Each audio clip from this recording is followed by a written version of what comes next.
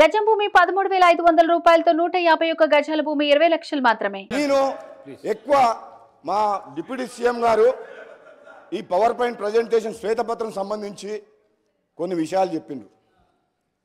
దాంట్లో ఆ బుక్లో క్లారిటీగా ఉన్నాయి నెంబర్స్. గత 10 సంవత్సరాలలో వీళ్ళు చేసిన విధ్వంసం వల్ల ఈ విద్యుత్ సంస్థలు ఎట్లా నష్టాలకు పోయినాయి అని చెప్పి శ్వేతపత్రంలో చాలా డీటెయిల్గా ఉన్నది. అందులో లోతుగా నేను పోను అధ్యక్ష. అదేవిధంగా ఈ మంత్రి గారు మాట్లాడిన మాటలు విన్న తర్వాత గౌరవ ముఖ్యమంత్రి గారు కూడా యాదాద్రి పవర్ ప్లాంట్ విషయంలో కానీ భద్రాద్రి పవర్ ప్లాంట్ విషయంలో అవుట్డేటెడ్ టెక్నాలజీ తీసుకొచ్చి ఏ విధంగా మనకు 4 రూపాయల యూనిట్ దొరికే పవర్ని 6-7 రూపాయలకు పోయిందో వాళ్ళు చేసిన తప్పిదం మీద, అదేవిధంగా ఛత్తీస్గఢ్ తోటి మనం ఒప్పందం చేసుకొని సకాలంలో డబ్బు చెల్లించకుండా ఈరోజు బయట ఎక్కువ రేటుకు ఛత్తీస్గఢ్ అగ్రిమెంట్ కాదని చేసిన పొరపాట్ల మీద ఎంక్వైరీ చేస్తామని చెప్పి చాలా డీటెయిల్గా చెప్పారు అధ్యక్ష. వీళ్ళ భవిష్యత్తు ఎక్కువ రోజులు ఏం సమయం పట్టదు. మీరే ఎంక్వైరీ ఆర్డర్ ఇచ్చిండ్రు, ముఖ్యమంత్రి గారు ఆదేశించిండ్రు.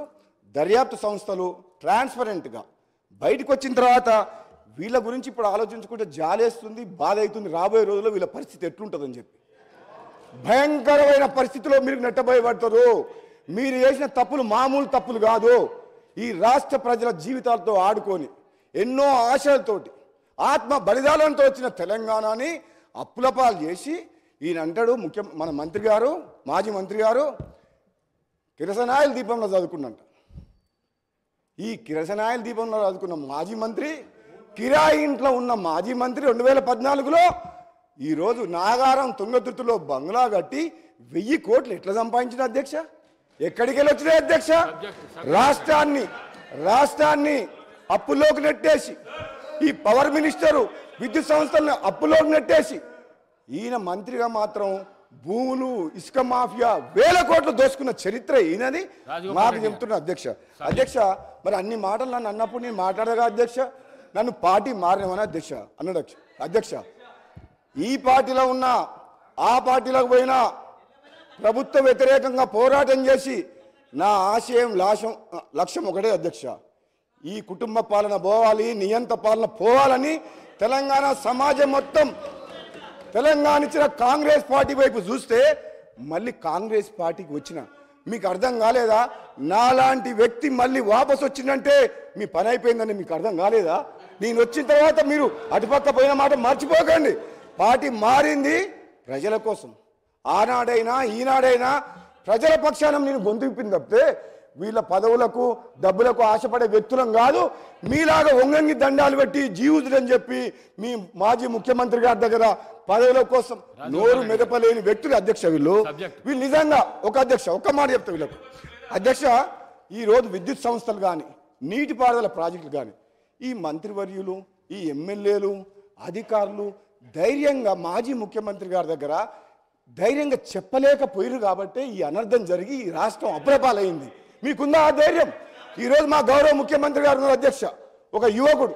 మేము చెప్తున్నాం అధ్యక్ష, నిజంగా ఏ సమస్య వచ్చినా ఏ నిర్ణయం తీసుకున్నా తప్పని చెప్పి ముఖ్యమంత్రి గారితో చర్చించి నిర్ణయాన్ని మార్పించే శక్తి మాకుంది. మీకుందా అధ్యక్ష? వీళ్ళు ఆయన ముందర నిలబడి మాట్లాడతారా అధ్యక్ష? వీళ్ళు ఒక నియంతలాగా పరిపాలిస్తున్న ప్రజాస్వామ్యం కూని వేసి ప్రశ్నించే గొంతు లేకుండా చేసిన ఆ ముఖ్యమంత్రికి మాట్లాడే ధైర్యం వీళ్ళకు ఉందా అధ్యక్ష?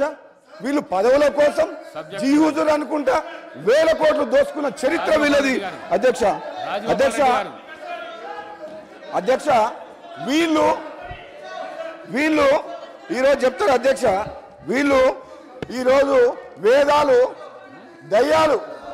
దయ్యాలు వేదాలు ఒలించినట్టు 10 ఏళ్ళు పాపాలు చేసి పేద ప్రజలు. ఒక్క నిమిషం సార్, ఒక్క నిమిషం.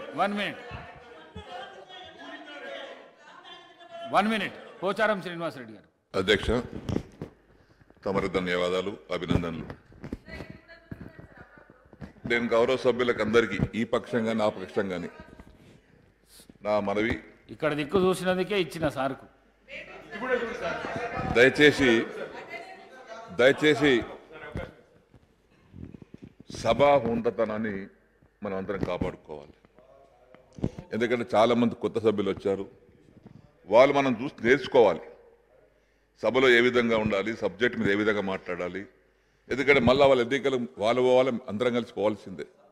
ప్రజల తీర్పు ఎట్లుంటుందో ఎవరు చెప్పలేం. మీకు అక్కడ ఇచ్చారు, మీరు కూర్చున్నారు, ఇక్కడ మేము కూర్చున్నాం. తప్పు చేసినా చేయకపోయినా ఒకసారి శిక్ష పడుతుంది. కానీ ప్రతిసారి మీ వాళ్ళట్లా మీ వాళ్ళ ఇట్లా ఇది ఉందాతనం సభలో ఒకరినొకరు తిట్టుకోవడం మంచి పద్ధతి కాదు. ఇది అవసరమంటే బయట తిట్టుకోండి, సభా సమయాన్ని వృధా చేయకండి, సబ్జెక్ట్ మీద మాట్లాడండి. దయచేసి మీ సభా సమయాన్ని వృధా చేయడానికి ప్రయత్నం చేస్తే కొత్త వారు కూడా పాపం వాళ్ళకు అర్థం కాదు ఏమవుతుందో అని. 51 మంది కొత్తలు వచ్చారు, మనమంతా సీనియర్స్. మీ వ్యక్తిగత దూషణలకు పోకండి దయచేసి. మేము కానీ మీరు కానీ ఎవరైనా కానీ సభాసం వృధా చేయకండి, సభను ఉందా నడపండి. దయచేసి సభా అధ్యక్షుల వారికి కూడా నా మనవి. నేను కూడా మొన్నటి అక్కడే ఉన్నాను, వారికి ఎంత సమయం ఇచ్చాను రికార్డులో ఉంది. 5 ఉంటే కూడా మేము అధికార పక్షం మాట్లాడేదానికంటే సమయం వారికి ఎక్కువ ఇవ్వడం జరిగింది అధ్యక్ష. ఇప్పుడు రికార్డు తెలుస్తుంది మీకు. ఆ విధంగా వారు కూడా సభను నడిపించుకున్నాం. ఇప్పుడు కూడా మీకు సహకరిస్తాం. మేమందరం కూడా సభ సజావుగా జరగాలి, మంచి ఫలితాలు అందాలి, ప్రజలకు మంచి మెసేజ్ పోవాలి. కానీ ఈ యొక్క వ్యక్తిగత దూషణలను చేసుకోవడం మంచి పద్ధతి కాదని మరొకసారి వారికి విజ్ఞప్తి చేస్తూ తమరి ధన్యవాదాలు చెప్తున్నాను. రాజగోపాల్ రెడ్డి.